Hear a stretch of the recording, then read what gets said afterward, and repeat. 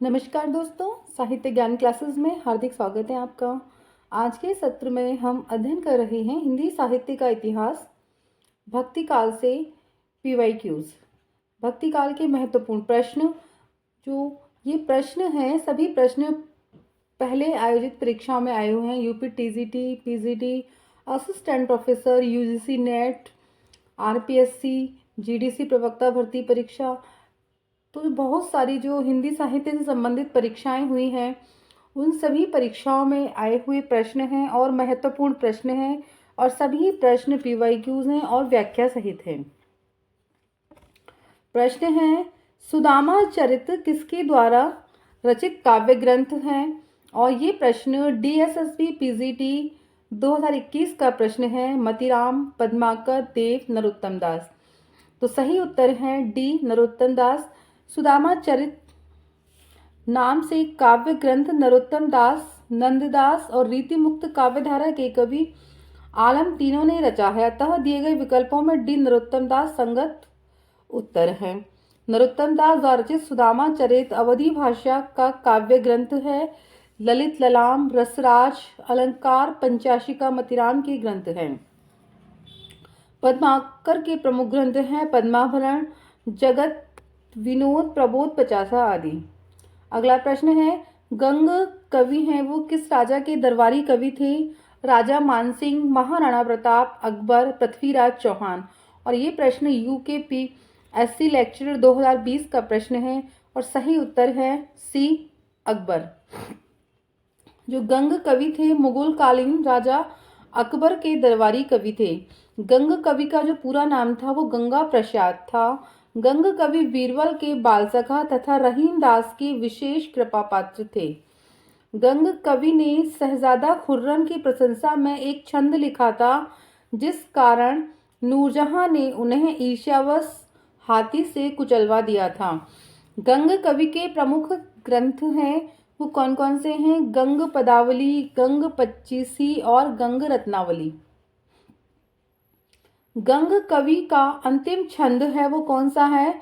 कबहू न भंडुआ रन चढ़े, कबहू न बाजी बंग, सरस सबाही प्रणाम करे, विदा होत कवि गंग। भिखारी दास ने गंग कवि के विषय में लिखा है, तुलसी गंग दुवो भये सुकवन के सरदारी। ये जो काव्य पंक्ति है ये बहुत ही महत्वपूर्ण है गंग कवि के विषय में, और इस पंक्ति को लिखा है भिखारी दास ने, और ये कई बार परीक्षाओं में आती है, महत्वपूर्ण पंक्ति है। अगला प्रश्न है, धर्म का प्रवाह कर्म, ज्ञान और भक्ति इन तीनों धाराओं में चलता है, यह इनमें से किसका कथन है? ये प्रश्न यूकेपीएससी लेक्चर 2020 का प्रश्न है और सही उत्तर है ए, आचार्य रामचंद्र शुक्ल। धर्म का प्रवाह ज्ञान और भक्ति इन तीनों धाराओं में चलता है, यह आचार्य शुक्ल का कथन है। आचार्य रामचंद्र शुक्ल ने भक्ति काल के संदर्भ में कहा है कि धर्म का प्रवाह कर्म, ज्ञान और भक्ति इन तीनों धाराओं में चलता है। इन तीनों के सामंजस्य से ही धर्म अपनी सजीव दशा में रहता है। किसी एक के भी अभाव में वह विकलांग रहता है। कर्म के बिना वह लूला लंगड़ा, ज्ञान के बिना वह अंधा और भक्ति के बिना हृदय विहीन क्या निष्प्राण रहता है।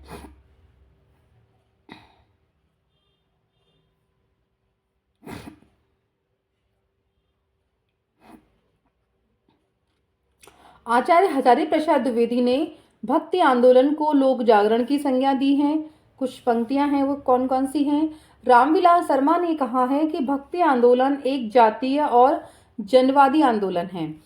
तो ये कथन है जो रामविलास शर्मा का है। डॉक्टर रामकुमार वर्मा ने भक्ति काल की निर्गुण ज्ञानाश्रयी काव्य धारा को संत काव्य एवं प्रेमाश्रयी काव्य धारा को सूफी काव्य कहकर पुकारा है। डॉक्टर नगेंद्र ने भक्ति काल की जो समय सीमा है उसका समय 1350 से 1650 ईस्वी तक मानी है। जॉर्ज ग्रियर्सन ने भक्ति काल को हिंदी साहित्य का स्वर्णयुग माना है। तो यह स्वर्णयुग से तो कई बार प्रश्न आते हैं। अगला प्रश्न है, रामचंद्र शुक्ल के अनुसार रहीम के बारे में कौन सी बातें सही हैं? संस्कृत, अरबी और फारसी के पूर्ण विद्वान थे। हिंदी काव्य के उतने मर्मज्ञ कवि नहीं थे जितने हुए फारसी के। उनकी दानशीलता हृदय की सच्ची प्रेरणा के रूप में थी। उनकी स्वभाव विद्वानों और कवियों से सदा भरी रहती थी। जब इनसे कोई कुछ मांगने आता तब भी उन्हें अपनी दरिद्रता का अनुभव नहीं होता था। कुछ वो दिए हुए हैं और इसमें ए, सी और डी कथन सही है।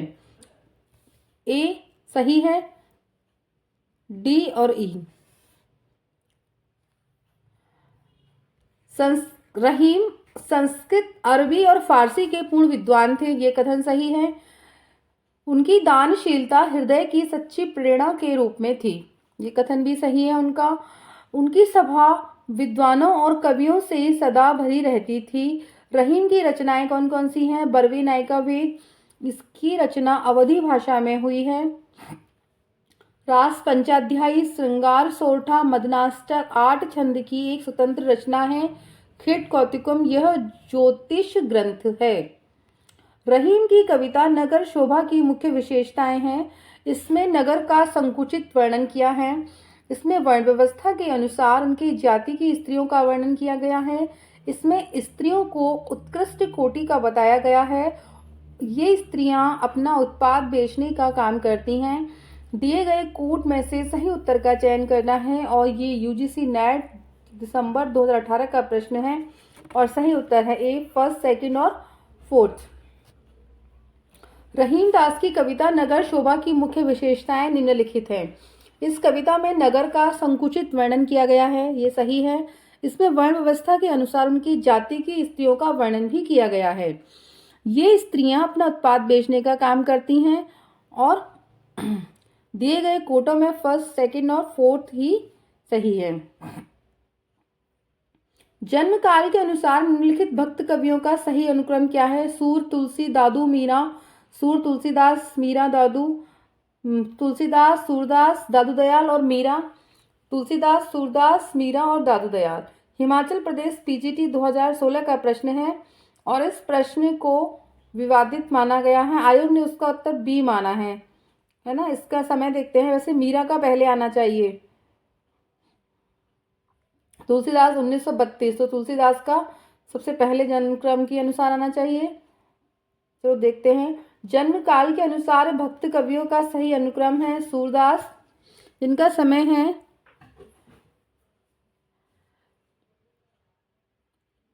1478 ईस्वी, मीरा 1516, तुलसीदास 1532, दादू दयाल 1544 ईस्वी। कृपाराम द्वारा रचित नायिका भेद की सबसे पुरानी पुस्तक है हिततरंगिणी, उज्ज्वल नीलमणि, श्रुतिभूषण, कर्णाभरण। और ये प्रश्न यूजीसी नेट थर्ड पेपर जून 2014 का प्रश्न है और सही उत्तर है हिततरंगिणी। जो हिततरंगिणी रचना है ये कृपाराम की रचना है। इसका समय है 1541 ईस्वी। रीति निरूपण की सबसे पुरानी पुस्तक मानी जाती है। इसमें नायक नायिका के भेदोपभेद का उल्लेख है। यह 5 तरंगों में विभक्त है। यह काव्य भाषा में रचित सतसई काव्य परंपरा का प्रमुख ग्रंथ है।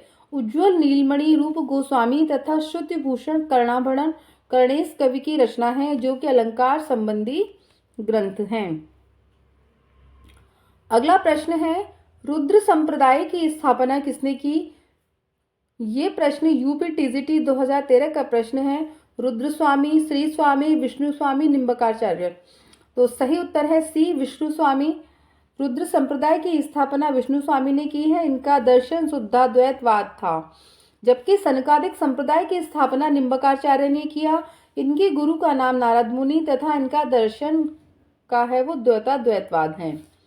अगला प्रश्न है रामानुजाचार्य ने किस दर्शन का प्रतिपादन किया था? अद्वैतवाद, शुद्धाद्वैतवाद, विशिष्टाद्वैतवाद, द्वैतवाद। ये प्रश्न UP TGT 2013, UGC net 2016, DSSB PGT 2018 का प्रश्न है और सही उत्तर है विशिष्टाद्वैतवाद। वैष्णव भक्ति के आदि आचार्य रामानुजाचार्य माने जाते हैं। रामानुजाचार्य को शेष या लक्ष्मण का अवतार माना जाता है। ये भक्ति काल की पृष्ठभूमि में मैंने ये उस सत्र में ये सबका अध्ययन करा चुकी हूँ कि किस संप्रदाय के कौन हैं और हम इन सभी तथ्यों का अध्ययन कर चुके हैं। तो प्रश्न में हम देखते हैं कि राम विशिष्ट हैं, तो रामानुजाचार्य का संप्रदाय कौन सा होगा? विशिष्टाद्वैतवाद। तो आप इस तरीके से इसे याद कर सकते हैं। भक्तिकालीन प्रमुख दर्शन एवं उनके प्रवर्तक कौन कौन हैं? विशिष्टाद्वैतवाद संप्रदाय है श्री और प्रवर्तक हैं इसके रामानुजाचार्य। अद्वैतवाद स्मार्त संप्रदाय, प्रवर्तक शंकराचार्य। शुद्धाद्वैतवाद रुद्र संप्रदाय का है और प्रवर्तक हैं इसके विष्णु स्वामी। द्वैतवाद ब्रह्म संप्रदाय, प्रवर्तक मध्वाचार्य। निम्बकाचार्य का संबंध किस दर्शन से है? विशिष्टाद्वैतवाद, द्वैतवाद, शुद्धाद्वैतवाद। या ये प्रश्न Himachal Pradesh PGT 2016, UPPSC degree college exam 2013, UPHESC assistant professor, Haryana assistant professor 2016। और सही उत्तर है निम्बकाचार्य का जो संबंध है वो द्वैताद्वैतवाद से है। दर्शन द्वैताद्वैतवाद। निम्बकाचार्य सनकादिक संप्रदाय की स्थापना की। विशिष्टाद्वैत दर्शन रामानुजाचार्य के श्री संप्रदाय से संबंधित है। द्वैतवाद मध्वाचार्य के ब्रह्म संप्रदाय से और शुद्धाद्वैतवाद दर्शन वल्लभाचार्य के रुद्र संप्रदाय से संबंधित है। अगला प्रश्न है, आकाश धर्मा गुरु कहा जाता है शंकराचार्य को, रामानुजाचार्य को, रामानंद को, वल्लभाचार्य को? तो आकाश धर्मा गुरु रामानंद को कहा जाता है और हजारी प्रसाद द्विवेदी ने इनको आकाश धर्मा गुरु कहा है। कहा जाता है रामानंद को। और कभी प्रश्न आता है कि आकाश धर्मा रामानंद को आकाश धर्मा गुरु किसने कहा है? तो वो हजारी प्रसाद द्विवेदी ने कहा है। हिंदी में रामानंद राम काव्य के पुरस्कर्ता कवि माने जाते हैं। हजारी प्रसाद द्विवेदी ने कहा है कि मध्य युग की समग्र स्वाधीन चिंता के गुरु रामानंद ही थे। इनके प्रमुख ग्रंथ हैं वैष्णव मताब्ज भाष्कर, श्री रामार्चना पद्धति, योग चिंतामणि, राम रक्षा स्रोत और आनंद भाष्य। रामानंद ने रामावत संप्रदाय की स्थापना की थी। रहीम किसके दरबार में कवि थे, यानी किसके दरबारी कवि थे वो? पृथ्वीराज, रत्नसेन, अकबर, भोजराज। और ये प्रश्न यूपी पीजीटी परीक्षा 2016 का प्रश्न है और सही उत्तर है बी, अकबर। रहीम थे वे अकबर के दरबार में वो कवि थे, अकबर के दरबारी कवि थे। रहीम दास का वास्तविक नाम अब्दुल रहीम खान खाना था। इनके पिता बैरम खां अकबर के संरक्षक तथा मुगल सेना के सेनापति थे। रहीम मुगल दरबार में 9 रत्नों या नवरत्नों में वे शामिल थे। अगला प्रश्न है, इनकी उक्तियां ऐसी लुभावनी हुई कि बिहारी आदि प्रवृत्ति कभी भी उनमें से बहुतों का अपहरण करने का लोभ न रोक सके। आचार्य रामचंद्र शुक्ल की यह उक्ति किस कवि के विषय में है? तुलसीदास, रहीमदास, कबीरदास, वृंद कवि। और ये प्रश्न राजस्थान कॉलेज लेक्चरर भर्ती परीक्षा 2014 का प्रश्न है और सही उत्तर है इसमें बी। रहीम की जो पंक्तियां थी, इनकी उक्तियां ऐसी लुभावनी हुई कि बिहारी आदि प्रवृत्ति कभी भी उनमें बहुतों का अपहरण करने का लोभ न रोक सके। आचार्य शुक्ल की यह उक्ति है वो रहीमदास के विषय में कही गई है। भक्त रसामृत सिंधु के रचयिता कौन है? रामानंद, रामानुजाचार्य, विठलनाथ, गोरूप गोस्वामी। ये प्रश्न डीएसएसबी पीजीटी 2018 का प्रश्न है और सही उत्तर है इसका रूप गोस्वामी। भक्त रसामृत सिंधु के रचयिता रूप गोस्वामी हैं। रूप गोस्वामी वृंदावन में चैतन्य महाप्रभु के द्वारा भेजे गए 6 गोस्वामियों में से एक थे। ये कवि, गुरु और दार्शनिक थे। कवि थे, गुरु थे और दार्शनिक। ये सनातन गोस्वामी के भाई थे। इन्होंने सनातन गोस्वामी से दीक्षा ली थी। इन्हें भक्ति रसाचार्य कहा जाता है। ये गौरांग के अति प्रेमी थे। अगला प्रश्न है, जिस प्रकार मीराबाई ने जाके सिर मोर मुकुट मेरो पति सोई कहकर कृष्ण भक्त की पति रूप में आराधना की है उन्होंने, उसी प्रकार किस दक्षिण भारतीय भक्त कवित्री ने कहा है कि स्वामी कृष्ण के अतिरिक्त किसी और को अपना पति नहीं बना सकती? अक्का महादेवी, वीणाबाई, अंदाल, सहजोबाई। और सही उत्तर है इसमें सी, अंदाल। और ये प्रश्न डीएसएसबी पीजीटी 2018 का प्रश्न है। जिस प्रकार मीराबाई ने कहा है, जाके सिर मोर मुकुट मेरो पति, जाके सिर मोर मुकुट सोहे वही मेरो पति होई कहकर उन्होंने कृष्ण भक्ति की पति रूप में वो उन्हें स्वीकार किया है। उसी प्रकार दक्षिण की भारतीय कवि अंदाल, कवित्री हैं अंदाल, ने स्वामी कृष्ण के अतिरिक्त किसी और को अपना पति नहीं माना है, उन्हें अपना पति बताती हैं। यही कारण है कि अंदाल को दक्षिण की मीरा कहा जाता है। तो प्रश्न आता है कि दक्षिण की मीरा कौन है, तो अंदाल लिखा होता है, कहीं कहीं अंडाल लिखा होता है, तो वही एक ही नाम है। निम्न में से विष्णु संप्रदाय को किस संज्ञा से अभिहित किया जाता है? रुद्र संप्रदाय, चैतन्य संप्रदाय, सखी संप्रदाय, पुष्ट संप्रदाय। और ये प्रश्न हरियाणा असिस्टेंट प्रोफेसर भर्ती परीक्षा 2017 का प्रश्न है और सही उत्तर है रुद्र संप्रदाय। विष्णु संप्रदाय को रुद्र संप्रदाय की संज्ञा से भी अभिहित किया जाता है। संप्रदाय और अदर प्रवर्तक दिए हुए: रुद्र संप्रदाय विष्णु स्वामी, चैतन्य संप्रदाय चैतन्य महाप्रभु, सखी संप्रदाय स्वामी हरिदास। तो आप मेरे हिंदी साहित्य का इतिहास आदिकाल भक्तिकाल वाले प्लेलिस्ट में जाकर सारी वीडियो देख सकते हैं। उन सभी का मैं अध्ययन करा चुकी हूँ बहुत अच्छे से, तो आप अगर देखना चाहें तो उसमें जाके अध्ययन कर सकते हैं। मान सहित विष खाए के शंभु भये जगदीश, बिना मान अमृत पिए राहु कटायु शीश। सृजन में संकलित ये पंक्तियां किस कवि की हैं? रहीम, कबीर, कृपाराम बिहारी। और ये प्रश्न राजस्थान स्कूल शिक्षा प्राध्यापक परीक्षा 2018 का प्रश्न है और सही उत्तर है रहीम। मान सहित विष खाए के शंभु भये जगदीश, बिना मान अमृत पिए राहु कटायु शीश। सृजन में संकलित ये पंक्तियां रहीम दास की हैं। दशरथ सुत्यु लोक बखाना, राम नाम को मरम है आना। ये पंक्तियां कबीर की हैं। नहीं पराग नहीं मधुर मधु, नहीं विकास अहकाल, अली कली ही शोभंद्यो आगे कौन हवाल। ये पंक्ति बिहारी की है और इस पंक्ति से तो कई बार प्रश्न आते हैं। तुलसी के वचनों के समान रहीम दास के वचन भी हिंदी भाषा भूभाग में सर्वसाधारण के मुंह पर रहते हैं। यह कथन किसका है? नगेंद्र, आचार्य रामचंद्र शुक्ल, नंद दुलारी वाजपेयी, बच्चन सिंह। और ये प्रश्न यूपीपीसीएस जीआईएससी 2017 का प्रश्न है और सही उत्तर है आचार्य शुक्ल। तुलसी के वचनों के समान रहीम के वचन भी हिंदी भाषी भूभाग में सर्वसाधारण के मुंह पर रहते हैं। यह कथन आचार्य शुक्ल का है। अगला प्रश्न है मदनाष्टक के रचयिता कौन है? और ये प्रश्न यूपी टीजीटी 2016 का प्रश्न है। ए केशवदास, बी रसखान, सी रहीमदास और डी नरोत्तम दास। और इसमें सही उत्तर है इसका सी रहीमदास। मदनाष्टक के रचयिता रहीमदास जी हैं। इनकी अन्य कृतियां हैं रहीम दोहावली, वरवे नायिका भेद, रास पंचाध्यायी, नगर शोभा।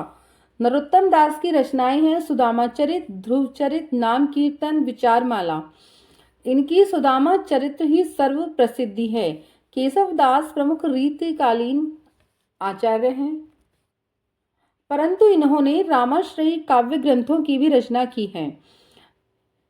केशवदास ने इनकी प्रमुख रचनाएं हैं रसिक प्रिया, रामचंद्रिका, कवि प्रिया, रतन बावनी, वीर सिंह, देवचरित, विज्ञान गीता, जहांगीर जस चंद्रिका, नक सिख, छंदमाल।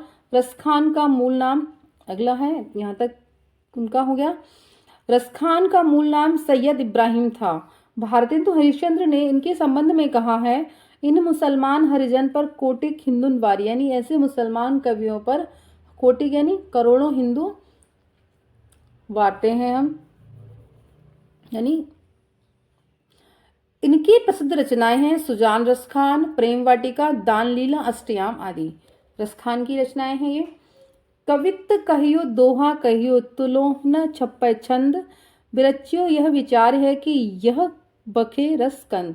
यह काव्य पंक्तियां किसकी हैं? तुलसीदास, त्रिलोचन शास्त्री, रहीम, भारतेंदु हरिश्चंद्र। और यह प्रश्न जीआईसी प्रवक्ता भर्ती परीक्षा 2017 का प्रश्न है और सही उत्तर है इसमें बी रहीमदास की पंक्तियां हैं। कवित्त कहियो दोहा कहियो, तुलो न छप्पै छंद, बिरच्यो यह विचार है कि यह बखेरस कंद।